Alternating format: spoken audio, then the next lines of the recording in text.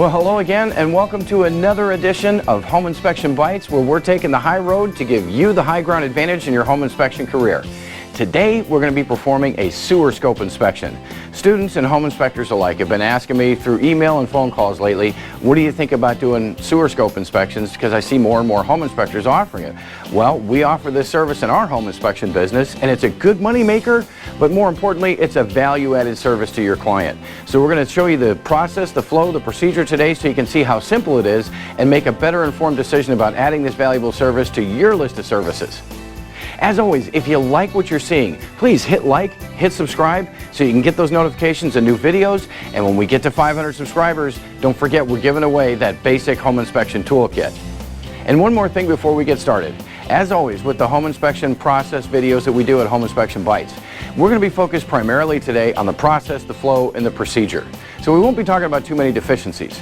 We are, however, in the middle of building our sewer scope inspection online course that you can take. So check out our website, www.teachinghightech.com, and look for updates on that. So the first thing you need to have is a plumber's wrench and a cap puller tool. I like to carry both, as you never know which type of tool you're going to need to remove the cleanout access cap. That puller tool, like you can see, has several different ends designed to help you open up most of those inverted cleanout access caps. Next, you're going to want to have some nitro gloves. I've been using these gloves for a while now, and I like them because they have a little bit of a textured surface for a better grip, and they're 6mm. They're sold as mechanics gloves at most auto parts stores, and they can withstand a little bit more activity than those typical surgical latex gloves. Those tend to snag and fall apart really easily. Finally, you'll want to clean and dry your cable as you pull it back, so for this we need some paper towels and disinfectant wipes. Now later in the video, I'll show you why I have everything packaged this way.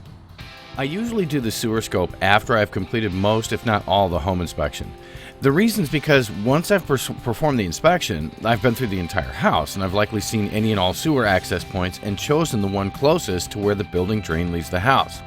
If there is no access to be found, I'll go through the main stack at the roof whenever the roof is accessible. Now once you've chosen the location of where the cleanout access is closest to where the lateral pipe leaves the house, then it's time to set up your equipment. The one we'll be using for today's demonstration is the 4Best 3188DN. Now some of you out there may be familiar with our setup already, and you might be wondering why we chose this for our sewer scope services in today's videos, because there are a lot of other ones out there with more bells and whistles. Well, I started doing sewer scopes on this device because it was reliable and affordable. Many home inspectors I know begin their career with this device or one very similar because it gets the job done and it won't break the bank. It only costs around $1,500 new. It comes with a 720p replaceable camera and a 130-foot cable. And using this entry-level device for our demonstration gives you a real-life demonstration that works for the new home inspector. I'll let you decide what kind of bells and whistles you want to get that meet your needs when you can afford a $3,000 to $7,000 camera later in your career. This one has served me well as an entry-level device. Now the manufacturer of the sewer camera setup recommends that we first plug everything in and then power it up. Sensitive electronic devices can be damaged from those tiny little sparks that you sometimes get when plugging in the camera, data, other types of connections. So although this device only costs around $1,500, that's still about 4 home inspections to replace it. So we'll just heed that warning and protect our gear. And once everything is plugged in, we can power up the device and test the equipment. You want to make sure your screen is on, it has the proper day and time programmed, and that the recording feature is working. If, like on this device, no line counter is available, you can mark your cable with colored electrical tape. We marked ours every 10 feet and color-coded the markings so we know at any given time approximately how far we've pushed the cable. Now you're ready to go inside the home and open a faucet at a sink or tub and slowly run water down the drain.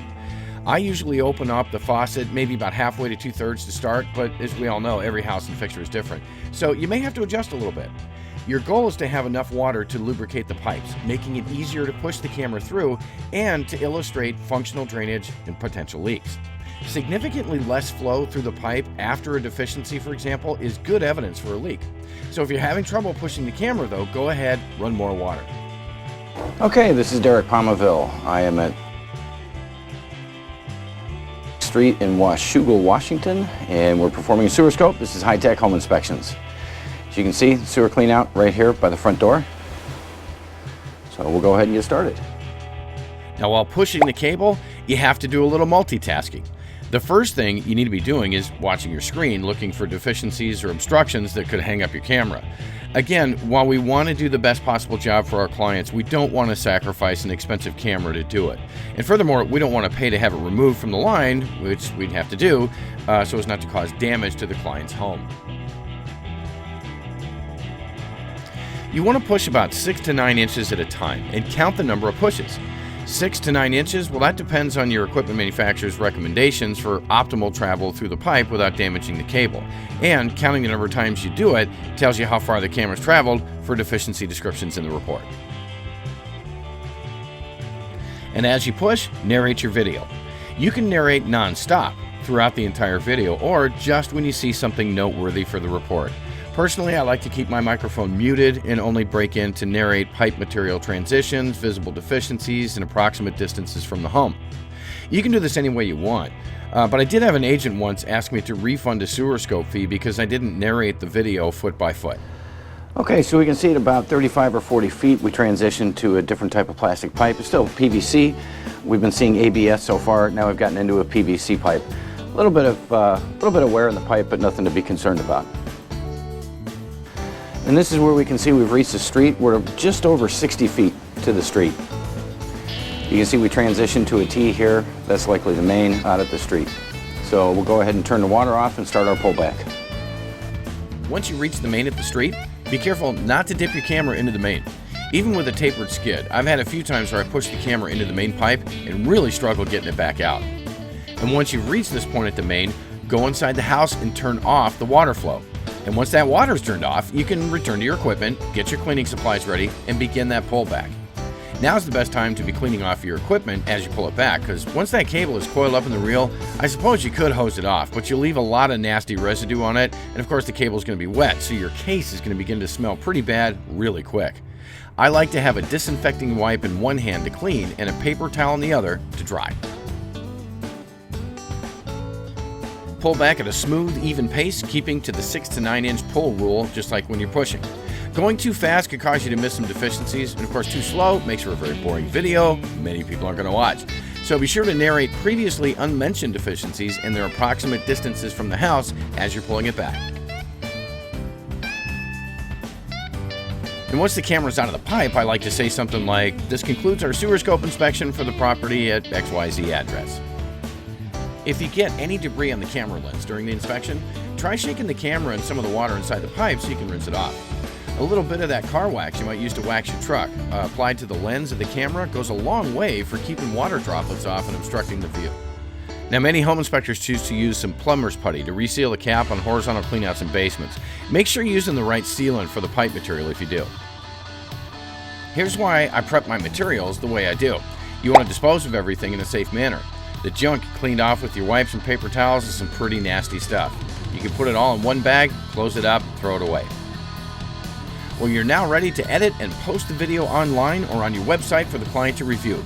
We simply post ours on our YouTube channel as unlisted. That way, only folks with the actual address of the video can actually see it.